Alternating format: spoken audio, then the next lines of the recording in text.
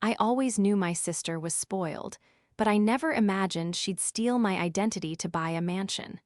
When the bank called about $1 million debt, I didn't scream. I quietly filed a police report, drove to her housewarming party, and served her the papers in front of everyone. Before we continue today's story, we have an urgent announcement to make. Due to technical issues, we are pivoting towards another channel. Please subscribe to our new channel, Inherited Revenge. You can find the link in the video description, the pinned comment, and the collaboration tag on this video. Make sure to switch over now so you don't miss out. Thank you for your support. Now back to the story. The call came on a Tuesday evening, the kind of gray, drizzling Tuesday that feels like it has lasted for 48 hours instead of 12. I had just walked through the door of my apartment, my feet throbbing in the way only a senior clinical pharmacist's feet can throb after a 10-hour shift on concrete floors. My scrubs smelled faintly of antiseptic, and the stale coffee I'd been nursing since dawn. I dropped my bag on the entryway table, the keys landing with a heavy clatter that echoed in the silence of my living room. I lived alone, a choice I had made deliberately. I liked the quiet. I liked the order. My apartment wasn't large, but it was mine, paid for with rent checks written on the first of the month every month for the last 6 years. I was safe here, or at least I thought I was. I was halfway to the kitchen, dreaming of a glass of water and 10 minutes of silence, when my phone buzzed in my pocket. I almost ignored it. The screen displayed a toll-free number I didn't recognize, the kind usually attached to telemarketers or political surveys. But something in my gut, a small, cold prickle of instinct honed by years of double-checking prescription dosages, made me stop. I slid my thumb across the screen. "Hello, this is Alina." "Good evening, Ms. Alina Vance," a man's voice said. It was professional, crisp, but laced with that specific tone of urgency that debt collectors use. "I'm calling from the Fraud and Risk Management Department at First National Trust regarding your mortgage." I blinked, my hand freezing on the handle of the refrigerator. "I'm sorry, you have the wrong person. I don't have a mortgage with First National. I rent my apartment." There was a pause on the other end, the sound of typing clicking furiously in the background. "This is regarding the property at 4200 Oakwood Drive. Our records show a primary mortgage in your name, Ms. Vance. We're calling because the first payment was due yesterday, and the direct debit you set up has been returned for insufficient funds." I laughed. It was a dry, bewildered sound that scraped against my throat. "Sir, I think you're confused. I have never heard of Oakwood Drive. I have never applied for a mortgage. I bank with a credit union. You definitely have the wrong Alina Vance." "Ms. Vance," the voice dropped an octave, losing its customer service sheen and becoming deadly serious. "I need you to verify the last 4 digits of your social security number for me." "I am not giving you my information," I snapped, my exhaustion morphing into irritation. "This is obviously a scam. If you don't verify, I cannot help you, but the account is currently flagged for a missed payment of $4,800, he said calmly. "And the full loan amount is $850,000. The room seemed to tilt. The number hit me like a physical blow to the chest. $850,000. "Read them to me," I whispered, my voice trembling. "Read me the last 4 digits you have on file." He did. He read 4 numbers, my 4 numbers. The phone slipped slightly in my sweaty palm. I grabbed the counter for support, my knuckles turning white. That is my social, but I didn't sign anything. I didn't buy a house. I've been at work all day. I've been at work for 10 years. "The loan originated 45 days ago, Ms. Vance. The closing documents were signed in person. We have a notarized signature." "That's impossible," I breathed, my heart hammering against my ribs like a trapped bird. Who is the co-borrower?" "There is no co-borrower, ma'am. You are the sole proprietor on the deed." I slid down the front of the refrigerator until I hit the floor, the cold tile seeping through my scrubs. My mind was racing, trying to find a logical explanation, a computer glitch, a clerical error. But deep down, beneath the panic, a sickening realization was already taking root. I knew who wanted a house like that. I knew who had been talking about dream homes for months. The address, I managed to choke out. Say the address again. 4200 Oakwood Drive. I didn't need to write it down. I knew that street. It was the exclusive new development on the north side of town. The one my sister, Chloe, had driven me since just 3 weeks ago, pointing out a massive colonial-style house with a wraparound porch. "I'm moving in next month," she had squealed, clutching my arm. "Mark made it happen, Alina. He finally made it happen."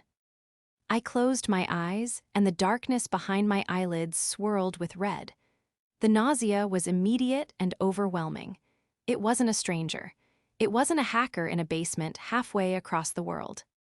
The betrayal was worse than the diagnosis of a terminal illness. It was a rot that had come from inside my own bloodline.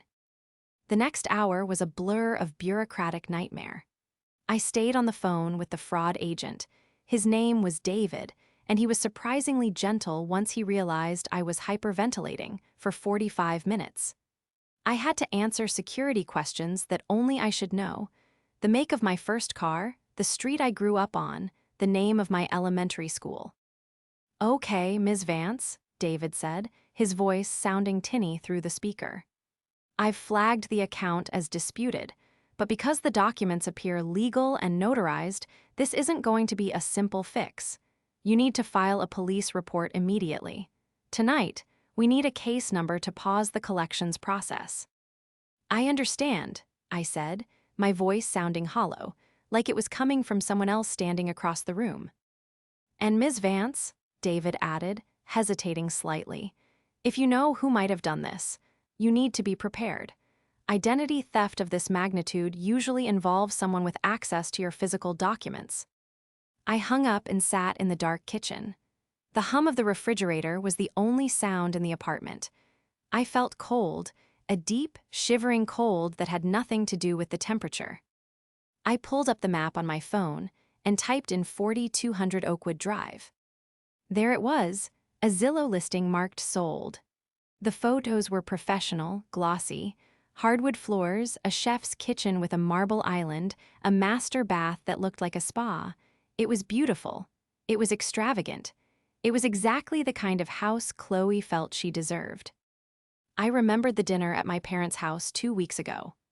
Chloe had been glowing, practically vibrating with excitement. She was wearing a new dress, something silk and expensive looking, and Mark, her husband, had been pouring expensive wine that he insisted he'd gotten from a private client. "It's a miracle, really," Chloe had said, waving her glass around, narrowly missing my mother's favorite vase. "Mark just worked his magic. We didn't think we'd qualify for the jumbo loan, but then suddenly, boom, approved. We got the keys on Monday."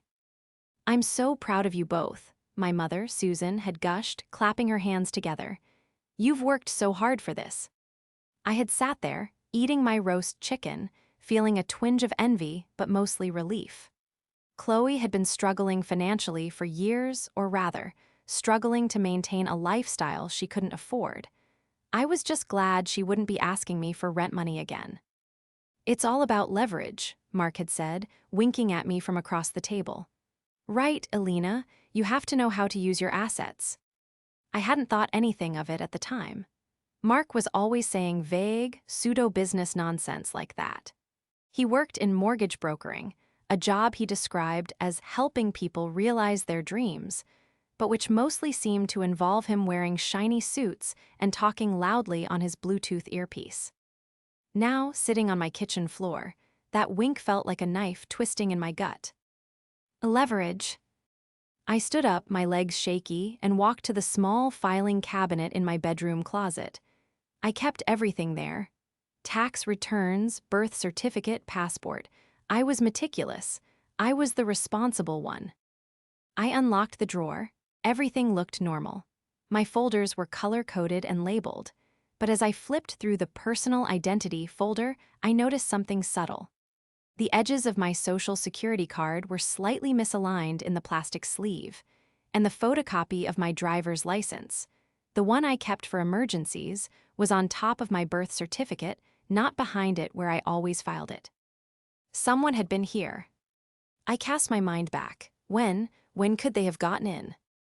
3 months ago, the weekend I went to the pharmaceutical conference in Chicago. I had asked my mother to come over and feed my cat, Whiskers, but Mom had come down with the flu the day I left. "Don't worry, sweetie," Mom had texted me. "Chloe said she'd swing by and take care of Whiskers. She has a key, right?" I had hesitated then. Chloe was irresponsible. She'd probably forget to scoop the litter box, but I had no other choice. "Yes," I had replied. "Please remind her to lock the deadbolt." I stared at the file in my hand. Chloe had been in my apartment alone for 3 days. The anger didn't come as a hot flash. It came as a cold, calculating clarify. They had used my credit, my hard work, my perfect 800 score, to buy their fantasy L. Ife, they thought I was just the quiet, boring sister who would never notice, or maybe they thought that even if I did, I'd be too afraid of upsetting our parents to do anything about it. They counted on my passivity. They counted on my love for the family. But they had forgotten one crucial thing. I am a pharmacist. I deal in precision. I deal in toxicity. And I know exactly what happens when you introduce a poison into a system. You have to cut it out before it kills the host. To understand why this betrayal shattered me, you have to understand the dynamic of the Vance family. I was the eldest, the draft horse, the steady hand. Chloe was the show pony. She was 6 years younger than me, beautiful, charismatic, and utterly incapable of delayed gratification. Growing up, the narrative was always set. "Elena is so independent," my father Robert would say. "She doesn't need us.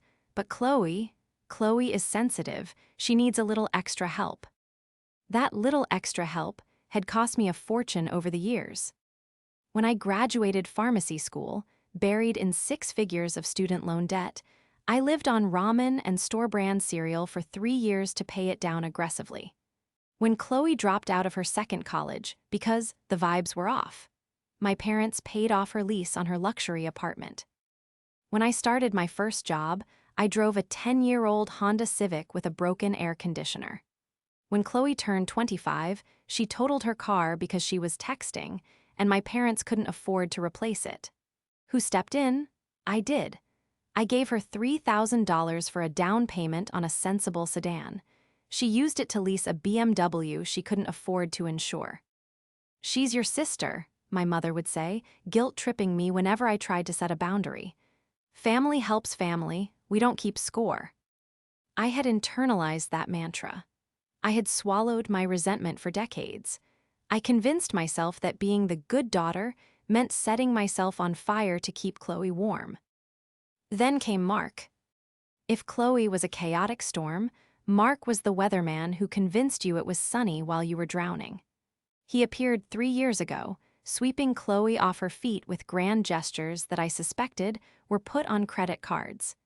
He claimed to be a high-volume mortgage specialist. From the moment I met him, the hair on the back of my neck stood up. He was too polished.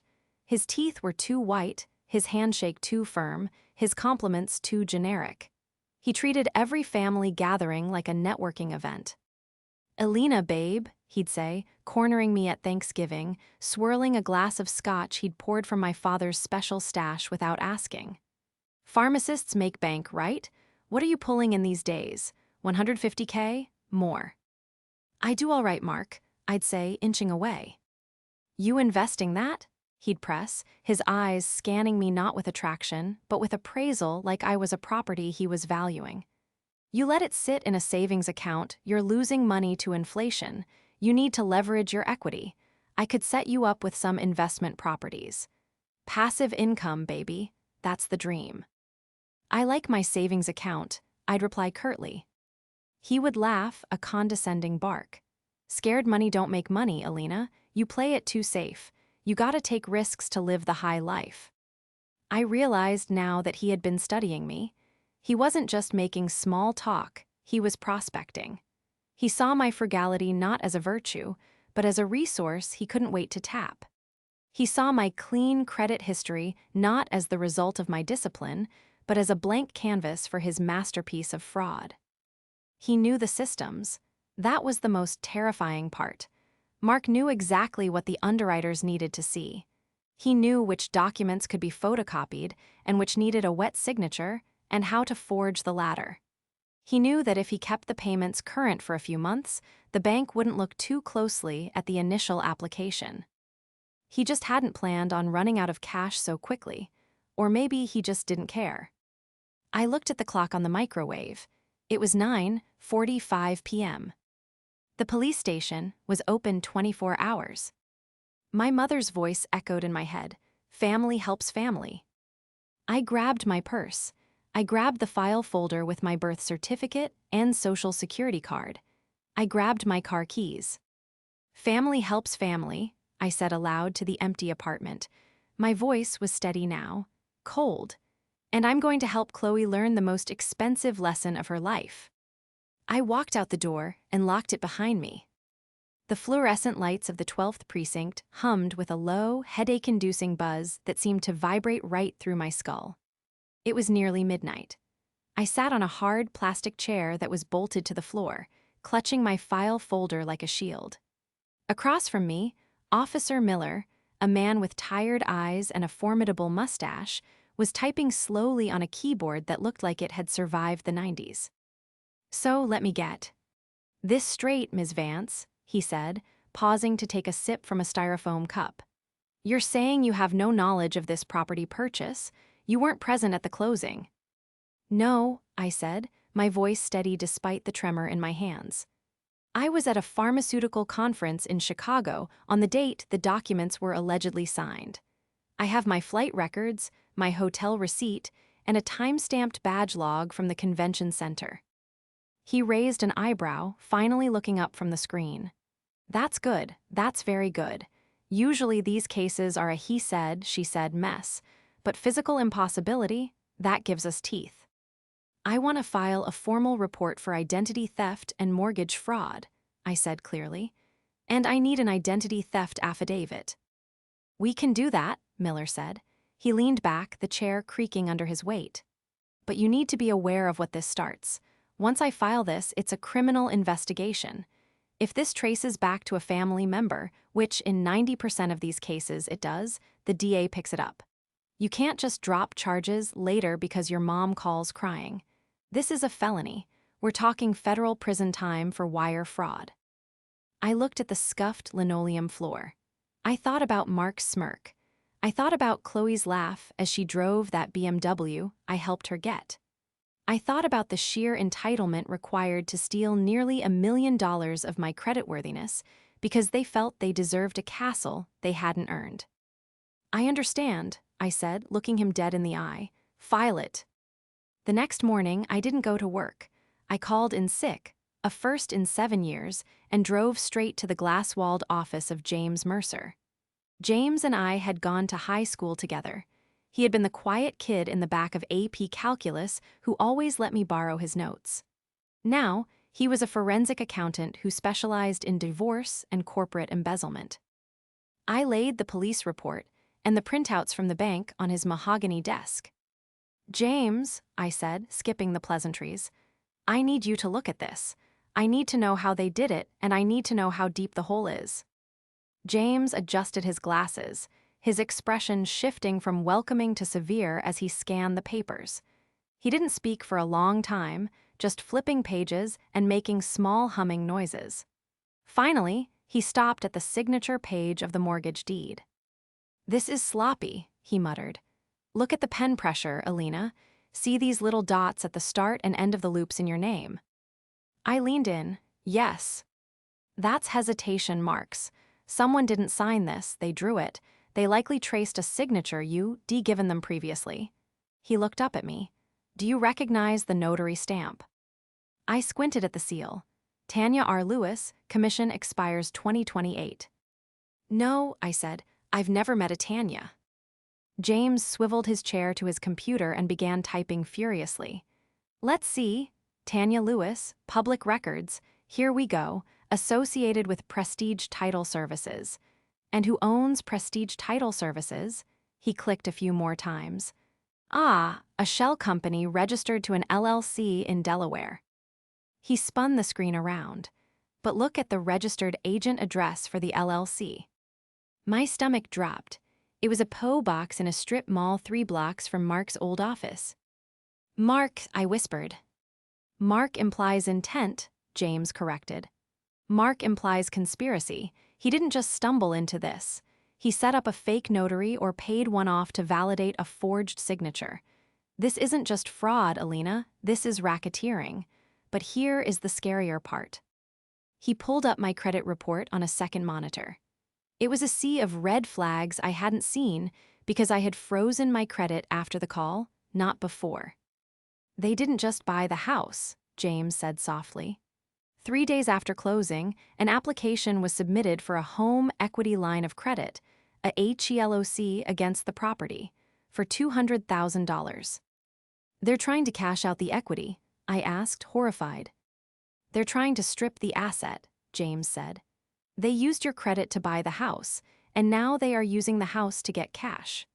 If that HELOC goes through, they walk away with $200,000 in cash, and you're left with $1 million in debt on a house that's now underwater. Can we stop it? The police report freezes everything, James said. But we need to be smart. If you tip your hand too early, Mark might destroy the evidence of the notary fraud. He might shred the physical files. You need to get him to admit to the existence of the loan in front of witnesses before he knows you've gone to the cops. I nodded slowly, a plan forming in my mind. I can do that. I know exactly when to do that. The invitation came via group text, complete with confetti emojis.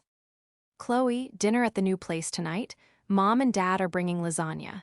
Alina, you have to come see it. It's finally ready. 7 p.m., don't be late. Sparkles. I stared at the SC. Rien for a long time. The audacity was breathtaking. They were inviting me to dinner in a house legally owned by me, bought with my stolen identity, to celebrate their achievement. Okay, I typed back. I'll be there. I didn't dress up. I wore jeans and a simple sweater. I wanted to look small. I wanted to look like the Alina they thought they knew, the pushover, the quiet one, the observer. When I pulled up to 4200 Oakwood Drive, my breath caught in my throat. It was obscene. A sprawling, white brick monstrosity with pillars in the front and a fountain in the driveway. Mark's leased Mercedes was parked prominently in the center, and my parents' sensible sedan was off to the side. Chloe opened the door before I even knocked. She looked radiant, wearing a designer dress that probably cost more than my first car. Alina, she squealed, pulling me into a hug that smelled of expensive perfume and deception. Oh my God, can you believe it? Come in, come in. You have to take your shoes off, though. The floors are imported Italian marble. I took off my boots, feeling the cold, hard stone beneath my socks. It's impressive, Chloe. Isn't it? Mark appeared from the hallway, holding a glass of scotch. He looked flushed, triumphant. Welcome to the manor, Alina. Not bad for a couple of kids from the block, huh? Not bad, I echoed. The tour was agonizing. They showed me the theater room, the wine cellar, the master suite with the balcony. My parents were trailing behind us, oohing and awing, my mother occasionally touching a curtain or a vase with reverence. I'm just so proud, my dad said, clapping Mark on the back. You promised you'd take care of my girl, Mark, and you delivered.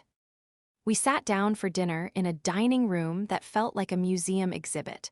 The lasagna was good, but it tasted like ash in my mouth. I waited until Mark was pouring the second bottle of wine. So, I said, my voice cutting through the chatter about window treatments, I got a weird phone call yesterday. The silence that followed was fractional, but I saw Mark's hand jerk slightly as he set the bottle down. Chloe froze, her fork halfway to her mouth. Oh, Mark said, his voice a little too loud. Who from? Telemarketers are getting aggressive these days. It was from First National Trust, I said, watching him closely. They said I missed a mortgage payment. Mark laughed, but it was a brittle, cracking sound. That's ridiculous. You rent, Alina, probably just a phishing scam. You didn't give them any info, did you? Actually, I said, leaning forward, they had my social security number, and they said the mortgage was for this address, 4200 Oakwood Drive. The air left the room. My mother looked between us, confused. What? That doesn't make sense. Mark and Chloe bought this house. That's what I told them, I said, locking eyes with my sister. Chloe looked terrified, her eyes darting to Mark for cues. Mark cleared his throat, adjusting his collar. The sweat was starting to bead on his forehead. Okay, look, Alina, it's a funny story, actually. There was a complication with my debt-to-income ratio because of the business expansion. The broker suggested we needed a guarantor with a strong W-2 history to get the prime rate. A guarantor, I asked, or a borrower? It's just a formality. Mark waved his hand dismissively. We put you down as a non-occupant co-borrower just to push the paperwork through. It doesn't affect you at all. I pay the mortgage. You just helped us get the keys. I meant to tell you, but we were going to refinance in 6 months and take your name off anyway. No harm, no foul. You used my social security number, I said, my voice rising. You forged my signature. We didn't forge it, Chloe piped up, her voice shrill. Mark just signed it for you because you were in Chicago. We knew you'd say yes. You're my sister. You'd want us to have this house. You stole my identity, I said. Don't use words like stole, Mark snapped, his facade of charm crumbling into aggression. You're being dramatic, Alina. You always do this. You try to make everything about you. Look around. We are living here. We are building a life. You're just a name on a piece of paper for a few months. Why are you trying to ruin a nice family dinner? My father looked at me, his brow furrowed. Alina, if it's just for a few months, and Mark is paying for it, is it really a big deal to make a scene now? I looked at my father, the man who had taught me to be honest, now asking me to be complicit in a felony to avoid an awkward conversation. It is a big deal, Dad, I said, standing up. Because the bank called me for non-payment. Mark isn't paying for it. It was one payment, Mark shouted, slamming his hand on the table. A bank error. I transferred the funds this morning. You're lying, I said calmly, and I'm not going to let you drag me down with you. I walked out. I didn't tell them about the police report. I didn't tell them about James. I just left them in the silence of their stolen house, knowing that the clock was ticking. The fallout was immediate. By the time I got back to my apartment, I had 14 missed calls from my mother and a wall of text messages from Chloe ranging from "I'm sorry" to "How could you be so selfish?" to "You're jealous because you're alone." I didn't answer. I spent the night organizing my files. The next morning, James called me. His voice was grim. Alina, I found something.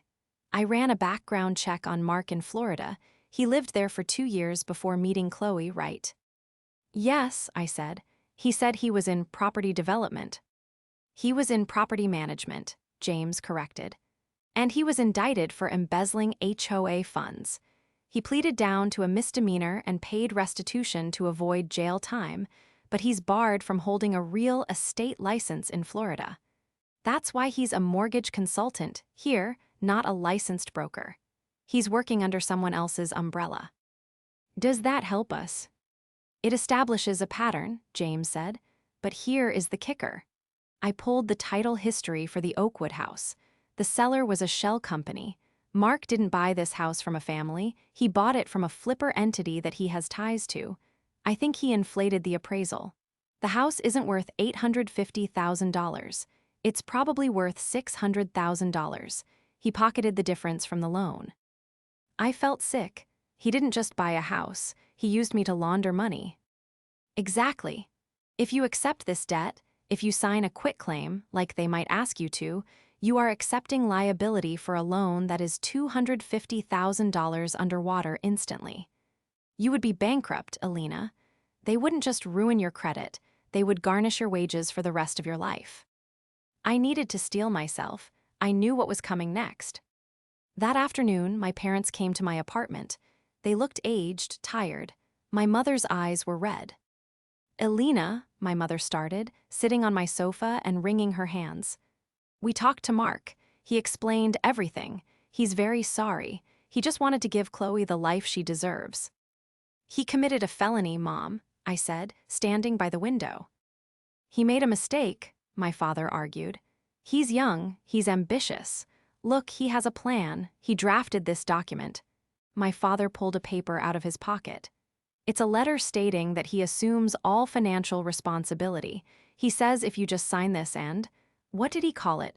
A forbearance request? He can fix the missed payment and refinance in 6 months. I took the paper. It was garbage, legally meaningless. It was a napkin promise against a federal banking contract. And if I don't? I asked.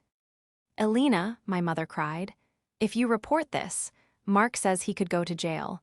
Chloe would lose her husband. She thinks she might be pregnant, Elena. You can't send your niece or nephew's father to prison. The manipulation was so heavy it felt like gravity increasing in the room. They were weaponizing a hypothetical baby to protect a criminal. He isn't paying the mortgage, Dad, I said softly. Even if I did nothing, the house would be foreclosed on in 3 months, and I would be on the hook for the balance. Do you have $200,000 to give me when the bank sues me? My father looked down. We don't have that kind of money. Then you're asking me to destroy my life, I said. You're asking me to sacrifice my career, my savings, and my future to protect Mark's lie. We're asking you to have mercy on your sister, my mother sobbed. I am having mercy, I said, my voice hardening. I'm stopping him before he steals everything you have, too. I ushered them out. It was the hardest thing I had ever done. My mother looked at me like I was a stranger. When the door clicked shut, I leaned against it and slid to the floor. I cried for 10 minutes. Then I wiped my face, stood up, and called James. They tried to get me to sign a forbearance, I said. They're desperate, James said. Mark knows the walls are closing in. He's going to try to stall the bank. We need to end this. The housewarming party is Saturday, I said. He's invited his boss. He's invited half the neighborhood. He thinks that if he plays the role of the successful homeowner publicly, it somehow makes it true. It's the perfect stage, James said. Do you have the affidavit? I do. I'll meet you there, James said. I'll bring the sheriff. No, I said. Not yet. I need to do this myself first. I need them to admit it when there's nowhere to hide. I need Mom and Dad to see who he really is. Elena, be careful. I'm done being careful, I said. I'm the one with the leverage now. Saturday approached like a storm front. I prepared my gift. It wasn't a toaster or a bottle of wine. It was a manila envelope containing the police report, the affidavit of forgery, the credit report showy, NG the attempted HELOC, and the printout of Mark's Florida indictment. I put on my best dress, a sharp black sheath that made me feel like an executioner. I checked my reflection. The tired, scared woman from Tuesday night was gone. In her place was someone cold, sharp, and ready to cut the poison out of her life. I drove to Oakwood Drive one last time. The driveway of 4200 Oakwood Drive was lined with cars. Not just family sedans, but luxury SUVs and sports cars, likely leased, likely for show, belonging to Mark's business associates, and the local real estate crowd he was so desperate to impress. The house was lit up like a beacon, every window glowing with warm, golden light that spilled out onto the manicured lawn. From the street, it looked like the American dream incarnate. From where I sat in my car, clutching the manila envelope, it looked like a crime scene. I watched a caterer carry a tray of champagne flutes through the front door. Mark wasn't just having a family dinner, he was hosting a gala. He was cementing his status. He was using my credit score to buy his reputation. I took a deep breath, the air in the car feeling stiflingly hot despite the cool evening. Showtime, I whispered to myself. I walked up the path, the gravel crunching loudly under my heels. The front door was open, spilling music and laughter into the night. I stepped into the foyer, and the sensory overload was immediate. The smell of expensive hors d'oeuvres, truffle oil, seared scallops mingled with the heavy scent of fresh lilies. There were easily 50 people inside. Chloe was holding court near the grand staircase. She wore a shimmering silver dress that caught the light, looking every inch the wealthy hostess. She was laughing at something a woman in a fur stole was saying, her head thrown back, a glass of champagne in her hand. When she saw me, her smile faltered. It didn't disappear, but it froze, turning brittle.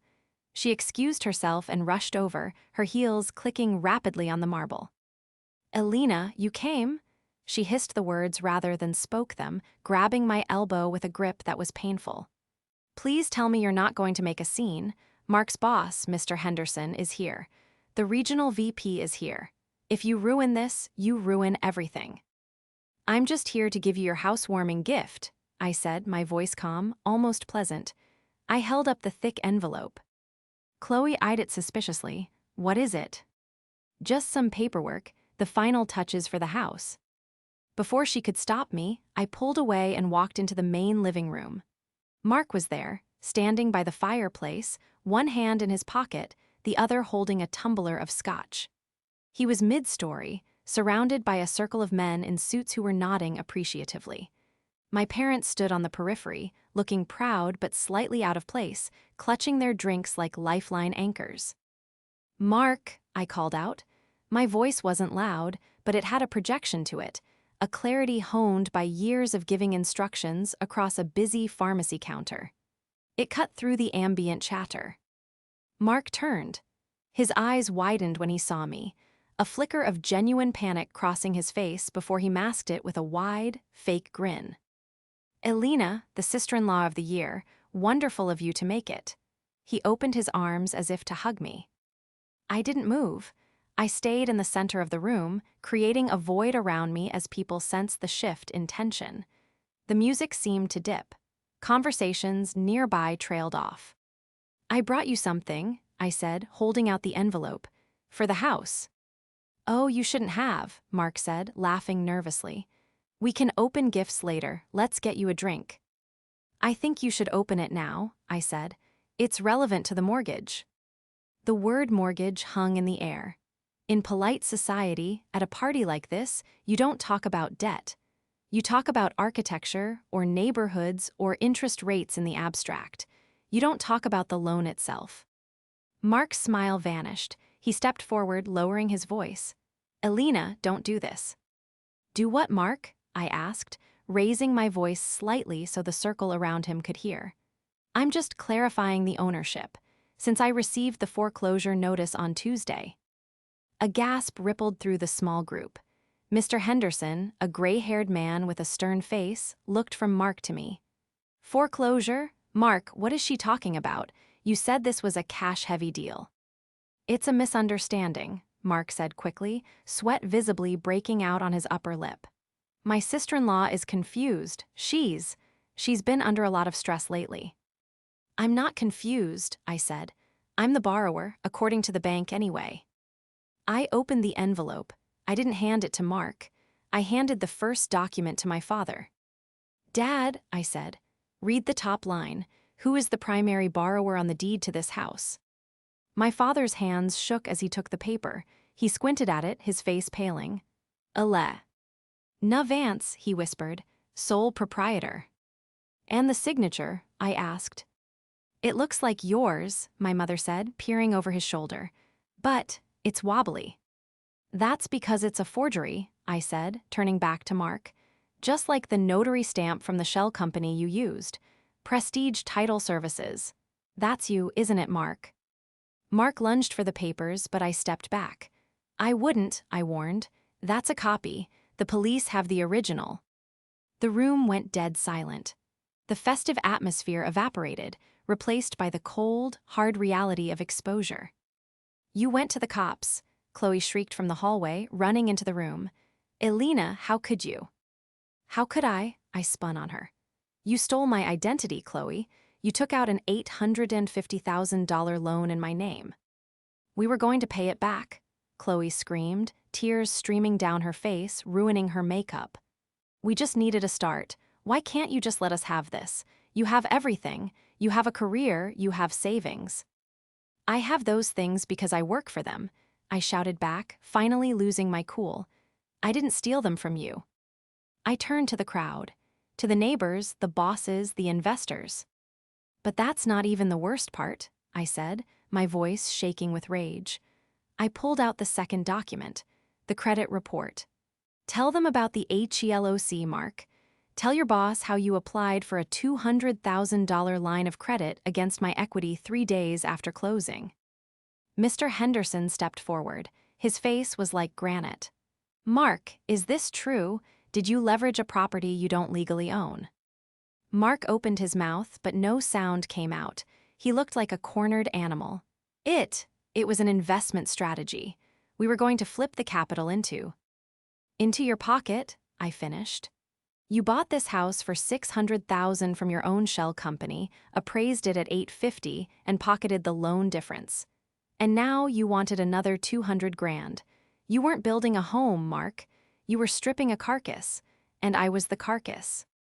My mother let out a low, keen sound and sank onto the sofa. My father looked at Mark with a mixture of horror and betrayal I had never seen before.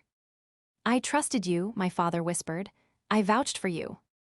I did it for us, Mark yelled, his facade finally shattering into ugly, red-faced entitlement. I did it because nobody in this family has any ambition. You all sit around counting pennies while the world is there for the taking. I was making moves. You were committing wire fraud, a deep voice said from the doorway. Everyone turned. James stood there, flanked by 2 uniformed police officers. Mark specific, the officer said, stepping into the living room, his hand resting on his belt. We have a warrant for your arrest regarding identity theft, wire fraud, and forgery. Mark looked at the window as if contemplating a run for it, but he was surrounded. He was in the middle of his dream house, surrounded by his dream guests, and his nightmare had just walked through the front door. You BTCH, Mark spat at me as the officer grabbed his wrist and spun him around. You jealous, lonely BTCH. Maybe, I said, watching as the handcuffs clicked shut. But I'm a solvent B*TCH, and this is my house. Get out. The party didn't so much end as it dissolved into chaos. Guests fled like rats from a sinking ship, muttering apologies and clutching their purses, eager to distance themselves from the scandal. Mr. Henderson stayed just long enough to tell the police he would fully cooperate with the investigation and to fire Mark on the spot, loudly and with great prejudice. I stood in the center of the living room as the police escorted Mark out. Chloe was hysterical, clinging to his arm until the officers gently but firmly peeled her off. She collapsed onto the marble floor, the imported Italian marble she was so proud of, sobbing into the cold stone. My parents sat on the sofa, looking like statues. They were in shock. The illusion they had maintained for years, that Chloe was thriving, that Mark was a savior, that we were a happy, successful family, had been violently dismantled in under 10 minutes. James walked over to me. You okay? I think so, I said, my adrenaline fading, leaving me feeling hollowed out. Is it over? The criminal part is just starting, James said. But the financial part? We've stopped the bleeding. The affidavit is filed. The bank has already frozen the HELOC. They'll seize the house as evidence and then they'll foreclose. But since it's proven fraud, your credit will be scrubbed. It might take 6 months of paperwork, but you won't owe a dime. I nodded. I looked at the room one last time. The half-eaten appetizers, the abandoned wine glasses. It was a beautiful house. It was a shame it was built on quicksand. I walked over to Chloe. She didn't look up. Chloe, I said softly. Go away, she wee. PT into the floor. You ruined my life. He's going to jail. I have nowhere to go. Mark ruined your life, I corrected her. He used you just like he used me. If I hadn't stopped him, he would have drained the equity, taken the cash, and left you with nothing but debt and a foreclosure.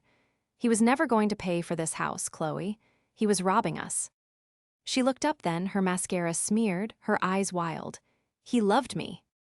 He loved your access, I said. And if you want to be angry at me for saving you from bankruptcy, that's your choice. But I'm done paying for your mistakes. I looked at my parents. I'm going home. Do not call me to bail him out. Do not call me to ask for a lawyer. If you give him 1 cent of your retirement money, you are on your own.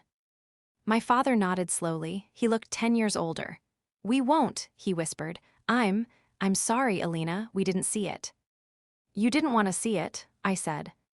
I turned and walked out of the front door, past the police cruisers, past the gawking neighbors, and into the cool night air. The legal fallout was brutal. Mark was denied bail due to his previous record and the flight risk implied by his offshore shell companies. The dream house was seized by the bank within weeks.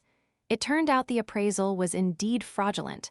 The house had severe foundation issues that Mark had papered over. It was worth half of what he claimed. Chloe moved back in with our parents. She didn't speak to me for 3 months. When she finally did, it was a short text. He pleaded guilty. 5 years. I didn't reply. I didn't feel triumph. I just felt relief. I spent the next year rebuilding. I worked with James to meticulously scrub my credit report. I put extra shifts in at the pharmacy. I started going to therapy to unlearn the decades of conditioning that told me I existed to serve my family. 6 months after the party, I bought a house. It wasn't a mansion. It was a small 2-bedroom cottage with a garden and a porch that needed painting. It was in a quiet neighborhood. The mortgage was modest. The down payment came from my savings, every cent earned, taxed, and accounted for. On the day I got the keys, I sat on the floor of the empty living room. It smelled of dust and potential. It was small, it was humble. But when I signed the deed, my hand didn't shake. The signature was mine, the debt was mine, and the peace, that was mine too. I poured myself a glass of cheap wine and toasted the empty room. To solvency, I said aloud. And for the first time in my life, I felt truly, completely home.